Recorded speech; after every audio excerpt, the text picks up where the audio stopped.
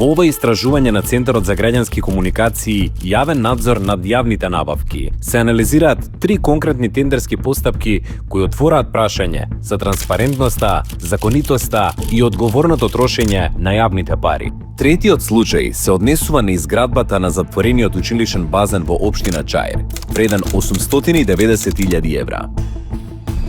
Иако договорот бил пријавен како целосно реализиран, теренските проверки, спроведени 6 месеци подоцна, покажале дека објектот се уште не бил целосно завршен. Во надзорните извештаи биле евидентирани недостатоци, а за финалното тестирање недостасувале основни приклучоци за вода и електрична енергија. На хартија готов, во реалноста нецелосно завршен. Целото истражување е објавено на нашата веб страница ccc.org.mk. Ако и вие сте забележале неправилности во јавните тендери, пријавете ги кај надлежните институции или на нашата електронска адреса center@ccc.org.mk.